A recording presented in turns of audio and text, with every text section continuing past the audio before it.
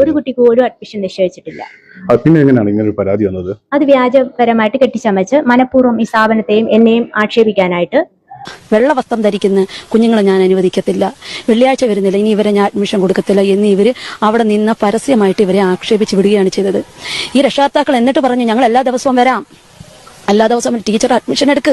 ഈ ടീച്ചർ അതും കേട്ടില്ല. മുസ്ലിങ്ങളായിട്ടുള്ള ഒരു പറ്റം കുട്ടികളെ സ്കൂളിൽ അഡ്മിഷൻ നിഷേധിച്ചു. കുറച്ച് ദിവസങ്ങൾക്ക് മുമ്പ് നമ്മളെല്ലാവരും ന്യൂസ് ചാനലും മറ്റുമൊക്കെ ആയിട്ട് കേട്ട ഒരു വാർത്തയാണിത്. പലരും ഇതിനോടകം ഇത് കണ്ടു കാണുമെന്ന് വിചാരിക്കും. കൊല്ലത്താണ് സംഭവം നടക്കുന്നത്. കൊല്ലം ശാസ്താംകോട്ടയിലെ ഈപ്പൻസ് പബ്ലിക് സ്കൂൾ എന്ന് പറയുന്ന സ്ഥാപനത്തിനെതിരെയാണ് ഇപ്പൊ നിലവിൽ ഇങ്ങനെ ഒരു ആരോപണം ഉയർന്നു വന്നിരിക്കുന്നത്. എന്തായാലും ഈ വാർത്ത പുറത്തു വന്നതിന്റെ അടിസ്ഥാനത്തിൽ പലർക്കും പല ഡൗട്ട്സും കാര്യങ്ങളും ഒക്കെ ഉണ്ടാകും. അത് തീർച്ചയായിട്ടും ഈ വീഡിയോ കണ്ടു കഴിയുന്നതോടുകൂടി നിങ്ങൾക്ക് ക്ലിയർ ആകുമെന്നുള്ളതാണ്. അപ്പൊ നമുക്ക് സംഭവത്തിലേക്ക് കടക്കാം. 2026 ജൂൺ 1 ഈ സ്കൂളിൽ വെച്ച് ഇങ്ങനൊരു സംഭവം അരങ്ങേറുന്നത്. ജൂൺ 1 എല്ലാവർക്കും അറിയാലോ, എല്ലാ സ്കൂളിലും പ്രവേശനോത്സവമാണ്. അതേപോലെ ഈ സ്കൂളിലും പ്രവേശനോത്സവം നടത്തും. ഈ പ്രവേശനോത്സവം ദിവസം തന്നെയാണ് 30ഓളം വരുന്ന മുസ്ലിം കുട്ടികൾക്കും ഈ സ്കൂളിൽ അഡ്മിഷൻ നിഷേധിക്കപ്പെട്ടത്. നമുക്ക് അതിലേക്ക് വരാം. അതിനു മുമ്പ് ഈ സ്ഥാപനത്തിനെ കുറിച്ചൊന്ന് പറയേണ്ടതുണ്ട്. 100 വർഷത്തോളം പാരമ്പര്യമുള്ള ഒരു സ്ഥാപനമാണ് ഈ പറയുന്ന ഈപ്പൻസ് പബ്ലിക് സ്കൂൾ എന്ന് പറയുന്നത്. പക്ഷെ അങ്ങനെയൊക്കെ ആണെങ്കിൽ കൂടിയും അവിടെ പാരമ്പര്യം മാത്രമേ ഉള്ളൂ, കുട്ടികളില്ല എന്നുള്ളതാണ്. ഓരോ വർഷം കഴിയുന്തോറും ആ സ്കൂൾ പഠിക്കുന്ന കുട്ടികളുടെ എണ്ണം കുറഞ്ഞു വരികയാണ്. ഇതൊരു ഗവൺമെന്റ് എയ്ഡഡ് സ്ഥാപനമാണ്. അങ്ങനെയുള്ള ഒരു സാഹചര്യത്തിൽ സ്കൂൾ അടിച്ചു പൂട്ടുമെന്നുള്ള ഒരു അവസ്ഥയായി.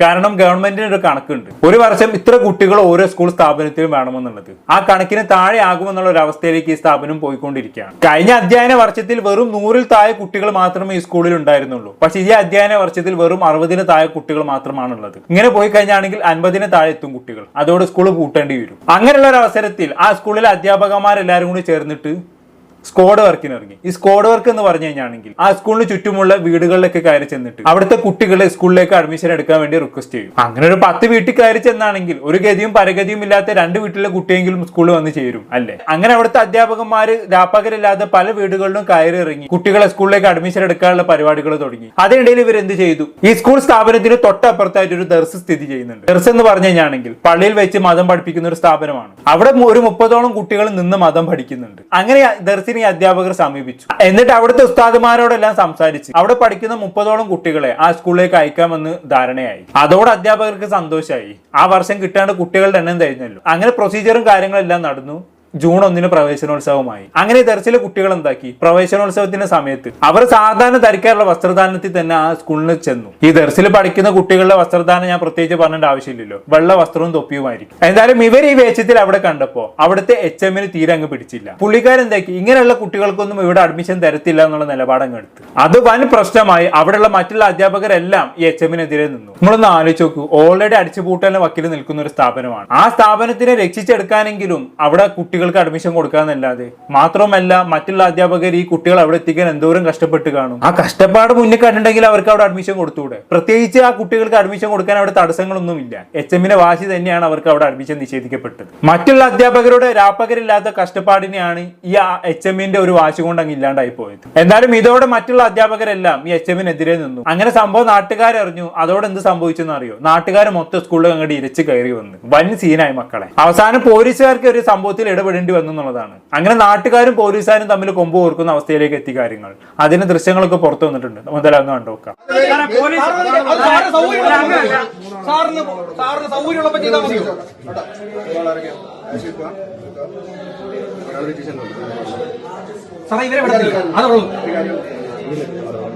ഇവരെ വിടത്തില്ല. വേറൊരു കാര്യം, ഇവരെ വിടത്തില്ല.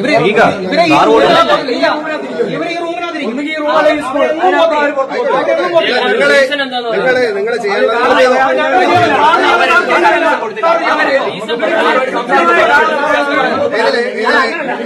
നമുക്ക് കിട്ടിയ പരാതിയിൽ കൃത്യമായിട്ട് കാര്യങ്ങൾ ചെയ്യുന്നത്. നമുക്ക് കിട്ടിയ പരാതിയിൽ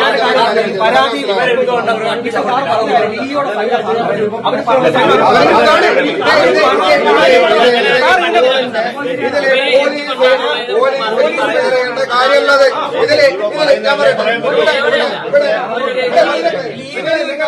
നിങ്ങളുടെ ആവശ്യമില്ലാത്ത ഞാൻ കാര്യങ്ങൾ പറയാം. ഇവിടെ ഏത് കുട്ടിക്ക് അഡ്മിഷൻ കൊടുക്കണം എന്ന് തീരുമാനിക്കുന്ന പോലീസല്ല. ഒന്നാമത്തെ കാര്യം, ഇവിടെ നിന്ന് ടീച്ചറെ ട്രാൻസ്ഫർ ചെയ്യേണ്ടതോ ടീച്ചറെ പിരിച്ചു വിടേണ്ടതോ പോലീസല്ല. ഈ രണ്ട് കാര്യങ്ങളാണ് ഞാൻ നിങ്ങളോട് പറഞ്ഞത്. അത് പറയാനാണ് ഞാനോ? പോലീസുകാർ ആ പറഞ്ഞത് കറക്റ്റാണ്. അവർക്ക് സംഭവത്തിൽ ഇടപെടുന്നതിന് പരിമിതികളൊക്കെ ഉണ്ട്. ഇങ്ങനെ ഒരു തീരുമാനം എടുത്തതിന് അച്ഛനെതിരെ ആക്ഷൻ എടുക്കാനോ അവരുടെ തീരുമാനത്തിൽ ചോദ്യം ചെയ്യാനൊന്നും പോലീസുകാർക്ക് പറ്റത്തില്ല. അത് ബന്ധപ്പെട്ട വിദ്യാഭ്യാസ അധികാരികൾ ചെയ്യാന്നല്ലാതെ പോലീസുകാർക്ക് ഇവിടെ കാര്യങ്ങൾ ചെയ്യുന്നതിനും ഇടപെടുന്നതിനൊക്കെ പരിധികളുണ്ട്. അതുകൊണ്ട് നമുക്ക് ഇവിടെ പോലീസുകാർക്ക് ഒന്നും കുറ്റം പറയാൻ പറ്റത്തില്ല. പിന്നെ ഈ അധ്യാപികക്കെതിരെ ആരെങ്കിലും കേസ് കൊടുത്താണെങ്കിൽ ആ കേസ് സ്വീകരിക്കാം, അത്രയേ ഉള്ളൂ. പിന്നെ ഏതൊരു രംഗം വഷളാക്കുമ്പോൾ അവിടെ നിയന്ത്രിക്കാൻ പോലീസുകാർ വേണമല്ലോ. അതുപോലെ ഇവിടെ നിയന്ത്രിച്ചു, അത്രയേ ഉള്ളൂ. ബാക്കി കേട്ടോക്ക് എന്തായാലും.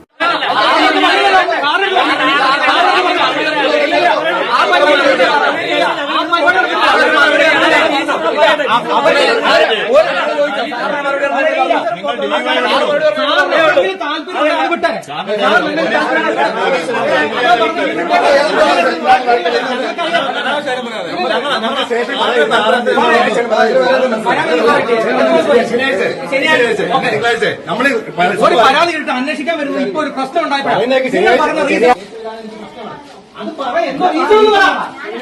പിന്നെ എന്തോ റീസൺ നിങ്ങൾ അവരുടെ അഡ്മിഷൻ എടുക്കുക. റീസൺ പറയാനല്ലേ പറയുന്നത്, മലയാളത്തിലല്ലേ ചോദിക്കുന്നത്. ഇതിനകത്ത് എന്തെങ്കിലും ഡൗട്ട് ഉണ്ടോ? 28, 29, 30 പോട്ടെ. ആ കഴിഞ്ഞ ഈ അധ്യയന വർഷം തുടങ്ങുന്ന തലേന്ന് ദിവസം വരെ ഇവിടെ വന്ന കീസുകൾ ടീച്ചർ എന്ത് ചെയ്തു? പുഴുങ്ങി തിന്നോ? ടീച്ചർ എന്താ ചെയ്തേ? ആ അത്രയും കുട്ടികളെ എന്തുകൊണ്ട് ഇവിടെ അഡ്മിറ്റ് ചെയ്തില്ല? അതിന്റെ റീസൺ ഒന്ന് പറയാനാ ടീച്ചറോട് മണിക്കൂറുകളായിട്ട് ചോദിച്ചുകൊണ്ടിരിക്കുന്നത്. എന്നിട്ട് ടീച്ചറിന്റെ എതിരെ മൊഴി കൊടുത്തു പറഞ്ഞ് ഒരു സഹപ്രവർത്തകയല്ലേ കടിച്ചത്. കടിച്ചില്ലെങ്കിൽ ആ ടീച്ചർ പറയട്ടെ.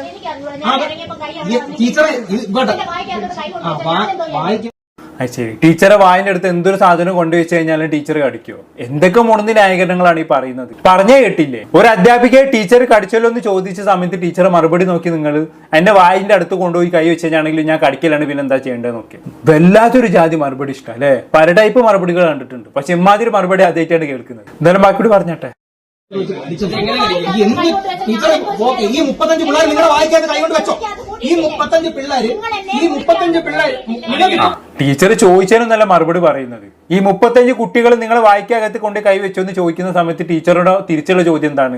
നിങ്ങൾ എന്നെ മുറിയിലിട്ട് പൂട്ടിയില്ല എന്നൊക്കെ. അത് സംഭവം എന്താണെന്ന് വെച്ചാണെങ്കിൽ നാട്ടുകാരെല്ലാരും കൂടെ ആ സ്കൂളിലേക്ക് ഇരമ്പി കയറി വന്നല്ലോ. അതോടെ ഈ ടീച്ചർ എന്താക്കി? ഒരു മുറി കയറി വാതിലടിച്ചു. അതോടെ നാട്ടുകാരെന്താക്കി? ടീച്ചർ ഒളിച്ചിരുന്ന മുറിന്റെ പുറത്ത് പോയി പ്രശ്നം ഉണ്ടാക്കാൻ തുടങ്ങി. ചോദിക്കുന്ന ചോദ്യങ്ങൾക്ക് മറുപടി പറയാതെ നിങ്ങൾ ഈ മുറിയിൽ നിന്നും പുറത്തിറങ്ങേണ്ടത് നാട്ടുകാരങ്ങ് പറഞ്ഞു. അതോടാണ് പോലീസ് വന്ന് ഇടപെട്ട് ആ ടീച്ചർ മുറിയിൽ നിന്നും പുറത്തിറക്കിയത്. അങ്ങനെ പുറത്തിറങ്ങിയതിന് ശേഷമുള്ള സംസാരമാണ് നമ്മളിപ്പോ കണ്ടത്. എന്റെ അഭിപ്രായത്തിൽ ഇവര് മുറിയിലല്ല, ഭ്രാന്താശുപത്രിയിലാണ് പൂട്ടേണ്ടത്. അങ്ങനെയെങ്കിൽ ഒരു സ്ഥാപനവും ഒരു പറ്റം അധ്യാപകരും രക്ഷപ്പെട്ട് കിട്ടും. എന്തൊരു സ്ത്രീയാണ് അല്ലേ? എന്തൊരു ധാർഷ്ട്യമാണ് അല്ലേ? ശരിക്കും ഇവർ ഇവിടെ ജോലി ചെയ്യേണ്ടത് കേരളത്തിലൊന്നുമല്ല, അങ്ങ് നോർത്ത് ഇന്ത്യയിലാണ്. അവിടെയാണെങ്കിൽ ഇങ്ങനെയൊക്കെയുള്ള സംഭവങ്ങൾ നടക്കും. പക്ഷെ ഇങ്ങ് കേരളത്തിൽ ഇതേപോലെ മതത്തിന്റെ പേരിൽ ആളുകളെ വേർതിരിച്ച് നിർത്തിയിട്ടുള്ള പരിപാടികളൊന്നും നടക്കത്തില്ല. എന്നാലും എന്തൊരു ജാതി സ്ത്രീ അല്ലേ? എങ്ങനെ സാധിക്കുന്ന ഇഷ്ടം ഈ ഒരു അവസരത്തിലും ഇങ്ങനെ വർഗീയത കാണിക്കാൻ? ഇതൊരു പ്രൈവറ്റ് സ്ഥാപനമാണെങ്കിൽ പിന്നെയും ഓക്കെ, അവരുടെ ഇഷ്ടത്തിനനുസരിച്ച് അവർക്ക് ആരെ വേണമെങ്കിലും അഡ്മിഷൻ എടുക്കാം, തീരുമാനിക്കാം. പക്ഷെ ഇതൊരു ഗവൺമെന്റ് സ്ഥാപനം കൂടിയാണ്. ഗവൺമെന്റ് സ്ഥാപനത്തിൽ കുറച്ച് കുട്ടികൾ അഡ്മിഷൻ എടുക്കാൻ വരുന്ന സമയത്ത് അവിടെ മതത്തിന്റെ പേരിൽ വേർതിരിവ് നടത്തേണ്ട യാതൊരു ആവശ്യവുമില്ല. അങ്ങനെ നടത്താൻ പാടില്ല. ശരിക്കും ഇതിനൊക്കെ ടീച്ചറെ പിടിച്ച് അകത്തിടണം.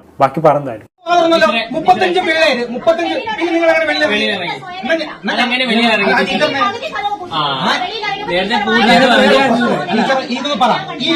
ടീച്ചറെ ഒരു സമുദായത്തിൽപ്പെട്ട ഒരു 35 പിള്ളേര് ഇവിടെ പഠിക്കാൻ വന്നു പറയാം. ടീച്ചർക്ക് എന്താ പ്രശ്നം? ടീച്ചറാണോ അവർക്ക് ചെലവെടുക്കുന്നത്? പിന്നെ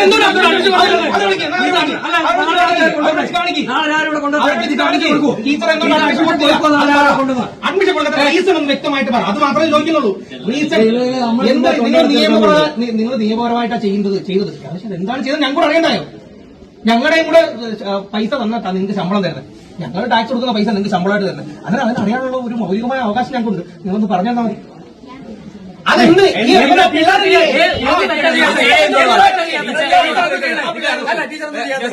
നിങ്ങൾ തെറ്റേ ഇടില്ല. നിങ്ങൾ ചെയ്ത എന്തോന്നാണ് ഇതിനെപ്പറ്റി അറിയത്തില്ല. ടീച്ചറാണ് ഇവിടെ പറയുന്നത്. ഇത്രയും 35 പിള്ളേരെ ടി സി എന്ത് ചെയ്യും? ഇന്നലെ നിങ്ങൾ 2 പിള്ളേരെ എന്തിനാ റിമൂവ് ചെയ്തേ? വിത്തൗട്ട് അവര് റിക്വസ്റ്റ് ചെയ്തിട്ടില്ലല്ലോ. ഇവിടെ ടി സി അവർക്ക് വേണമെന്ന് റിക്വസ്റ്റ് ചെയ്തിട്ടില്ല. നിങ്ങൾ എന്തുകൊണ്ടാണ് റിമൂവ് ചെയ്തത്? ഇന്നൊരു പയ്യനെ റിമൂവ് ചെയ്തത് നിങ്ങൾ ഇവിടെ സിസ്റ്റം ഉണ്ടല്ലോ. ഞങ്ങളെ കാണിച്ചതാ. അതൊക്കെ ഞങ്ങൾക്ക് അറിയാലോ. ആ പേരൻസിനെ നിങ്ങൾക്ക് കാണണോ? ആ പേരൻസിനെ കാണണോ? നിങ്ങൾക്കെതിരെ മൊഴി പറയാൻ 35 പേരൻസ് ഇവിടെ വരും. കാണണോ? അതുകൊണ്ടാ പറഞ്ഞത് എന്ത് റീസൺ നിങ്ങൾ ഒരു സ്ത്രീയാണ് എന്നെ ഉപദ്രവിച്ച ഏതാണ്ട് നിങ്ങൾ അകത്ത് പോകുന്ന ഒരു കുഴപ്പമില്ല.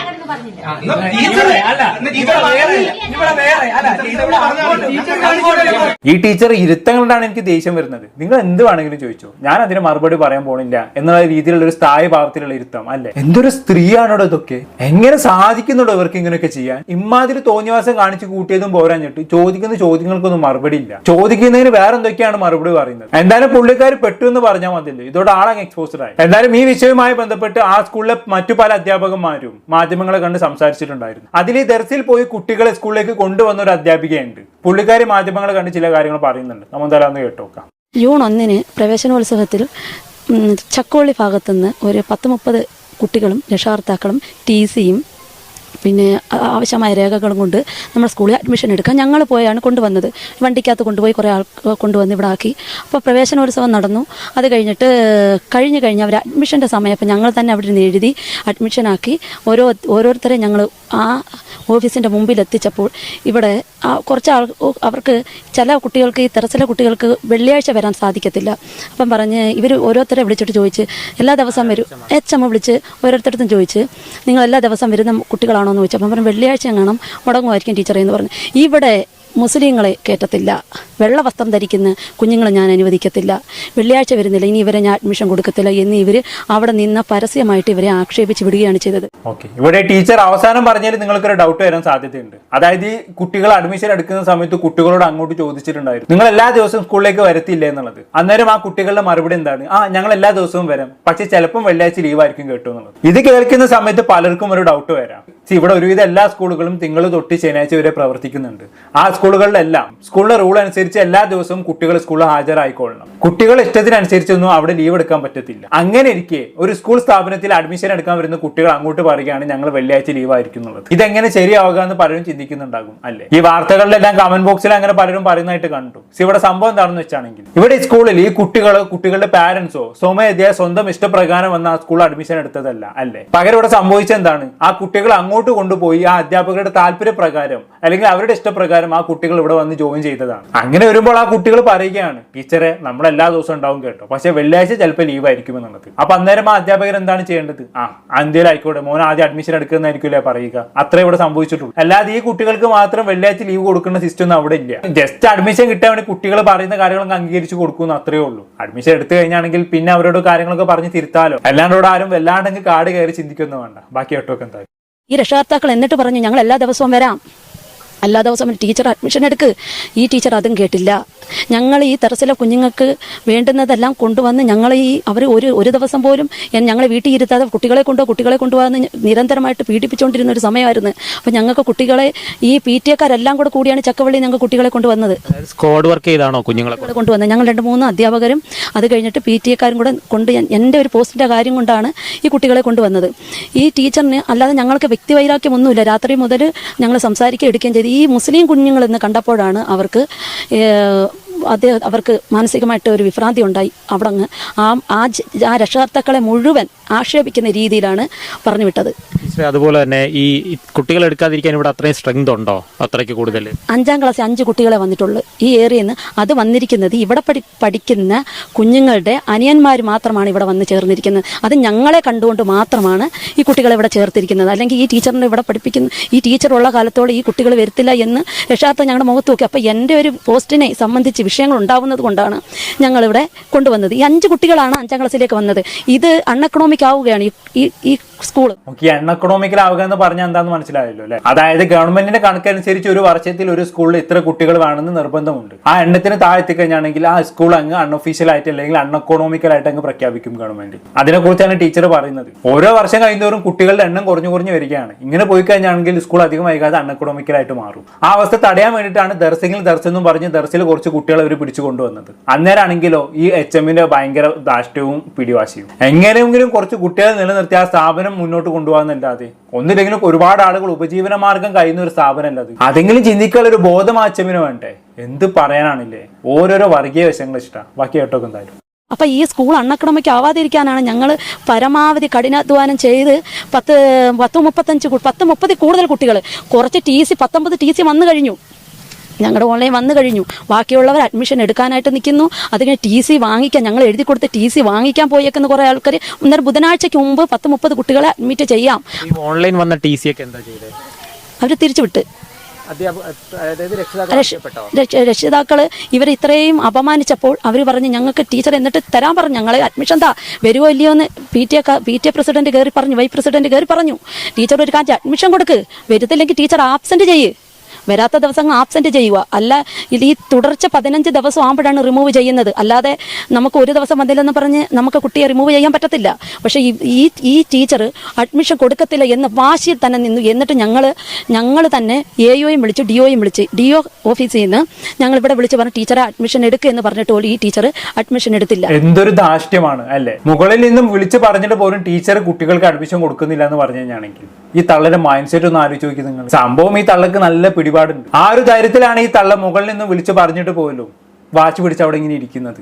അവിടെ 30 കുട്ടികൾക്ക് അഡ്മിഷൻ കൊടുത്തെന്ന് വിചാരിച്ച് പ്രത്യേകിച്ച് ഒന്നും സംഭവിക്കാൻ പോകുന്നില്ല. പക്ഷെ ഇവരുടെ പിടിവാശി അതെന്നെ സംഭവം. അങ്ങനെ കുറച്ച് മുസ്ലിം കുട്ടികൾ എന്റെ സ്കൂളിൽ പഠിക്കേണ്ട എന്നുള്ളൊരു പിടിവാശി എന്ത് പറയാനല്ലേ. ബാക്കി കേട്ടൊക്കെ എന്തായാലും എന്താണെങ്കിൽ ടീച്ചറിന് ഇങ്ങനെ ഒരു സ്റ്റാൻഡ് എടുക്കാനുള്ള കാരണം എന്ന് വെച്ചാൽ കാര്യം ഒന്നാമത് കുഞ്ഞുങ്ങളും കുറവല്ലേ. പക്ഷേ ടീച്ചറിന് വർഗീയത ഉണ്ടായത് കൊണ്ടാണ് ടീച്ചർ ഇത് ചെയ്യാഞ്ഞതാണ് ഞങ്ങളുടെ രീതി, ഞങ്ങൾ മനസ്സിലാക്കിയ രീതി. അതാ പറഞ്ഞിട്ടുണ്ട്. അത് സ്റ്റേജിൽ നിന്നപ്പോൾ അത് PTA വൈസ് പ്രസിഡന്റ് കേട്ടെന്ന്. സ്റ്റേജിൽ കയറിയപ്പോൾ വെള്ള ഉടുപ്പും തൊപ്പി ഇട്ടുകൊണ്ട് വന്നിരിക്കുന്നു. ഇപ്പം അഡ്മിഷൻ കിട്ടുമെന്നാ വിചാരിച്ചതെന്ന് PTA പ്രസിഡന്റ് ഇത് കേട്ട്. എന്നിട്ട് പോലും അവർ PTA പ്രസിഡന്റ് അഡ്മിഷൻ എടുത്ത് കഴിഞ്ഞ് അകത്ത് കയറിയ സമയത്തും ചോദിച്ച് ടീച്ചറെ അഡ്മിഷൻ എടുക്കുക, ഒരു ടീച്ചറിനെ പോസ്റ്റ് പോകുന്ന കാര്യമാണെന്ന് പറഞ്ഞിട്ട് പോലും ഈ ടീച്ചർ അഡ്മിഷൻ എടുത്തില്ല. ഈ 30 കുഞ്ഞുങ്ങളെയും ദാണ്ട് ഈ വീഡിയോയിലുണ്ട്. ഈ രക്ഷകർത്താക്കൾ ഈ സൈഡിൽ വന്ന് നിന്ന് വിഷമിച്ച് ഞങ്ങളോട് വിഷമിച്ചാണ് ഇറങ്ങിപ്പോ അവർ വണ്ടി കയറി. കുഞ്ഞുങ്ങളെല്ലാം പേടിച്ചു പോയി. 2 മണി സമയമാണ്. ഈ കുഞ്ഞുങ്ങൾക്ക് വിശക്കുന്നു. ഈ കുഞ്ഞുങ്ങൾ ഞങ്ങളെ നോക്കി കരയുക, വിശക്കുന്നു, ഞങ്ങൾക്ക് പേടിയാവുന്നു, ബാപ്പ വീട്ടിൽ പോകണമെന്ന് പറഞ്ഞിരിക്കുന്നു. ഇനി ഇവർ ഈ രക്ഷകർത്താക്കൾ പറഞ്ഞ് ഈ സ്കൂൾ ഈ ടീച്ചർ ഇരിക്കും കാലത്തോളം ഞങ്ങൾ കുട്ടികളെ വിടത്തില്ലെന്നാണ് പറഞ്ഞിരിക്കുന്നത്. ഈ 5ാം ക്ലാസ്സിൽ 5 കുട്ടികളെ കൊണ്ട് എങ്ങനെ പഠിപ്പിക്കാൻ പറ്റും? എന്ത് പറയാനല്ലേ. മിക്കവാറും ഈ സ്ഥാപനം അടിച്ചു കൂട്ടുമെന്നാണ് തോന്നുന്നത്.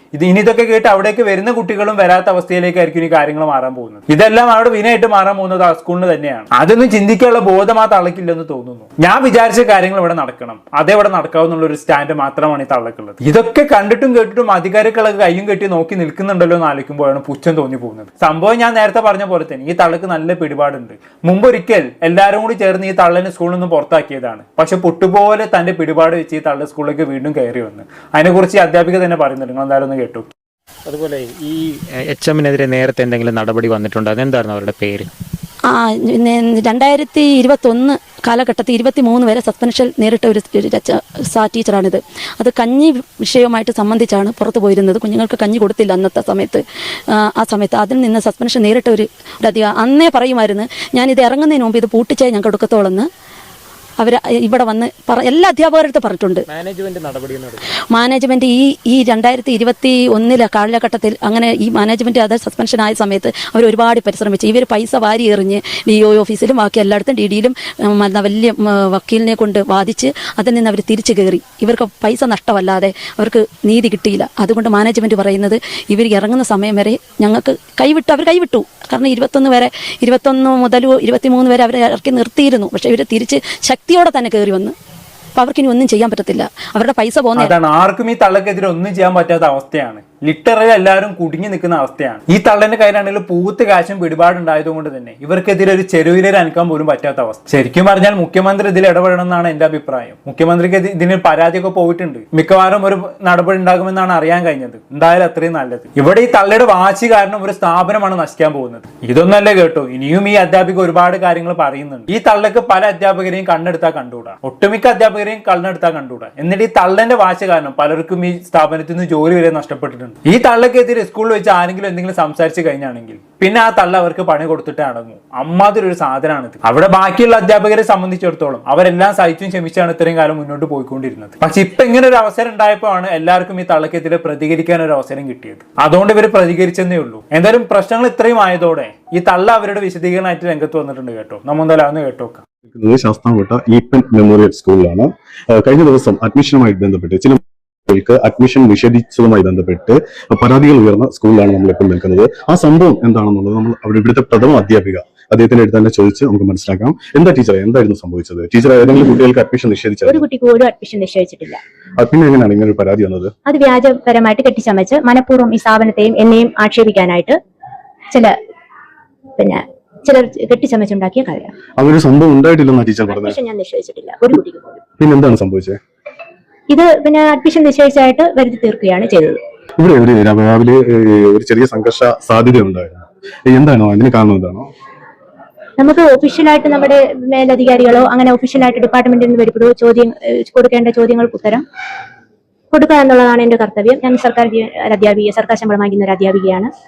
അപ്പൊ അൺഒഫീഷ്യലായിട്ട് നമുക്ക് ആരെങ്കിലും വന്നാൽ നമുക്ക് പ്രതികരിക്കാനുള്ള സമയമില്ല. മാത്രമല്ല ഇന്നത്തെ ദിവസം സിസ് വർക്കിന്റെ അതുപോലെ ബന്ധപ്പെട്ട ജോലികളെ തിരക്കുകളെ എന്റെ ഓഫീസ് ജോലികളെ തടസ്സപ്പെടുത്താനായിട്ട് ഒത്തിരി പേര് ഇവിടെ വന്നെ മാനസികമായിട്ട് ബുദ്ധിമുട്ടിക്കുന്ന രീതിയിലോട്ട് കാര്യങ്ങൾ പോയിക്കൊണ്ടിരുന്നു. എന്തൊക്കെയാണ് ഈ തള്ള പറയുന്നത് എന്താന്നുള്ള ഒരു ബോധമുണ്ടോ? എന്താണ് രാവിലെ ഒരു പ്രശ്നം ഉണ്ടായപ്പോൾ നിങ്ങൾ മറുപടി കൊടുക്കാത്തെന്ന് ചോദിച്ചാലുള്ള മറുപടിയാണ് നമ്മളിപ്പോൾ കേട്ടത്.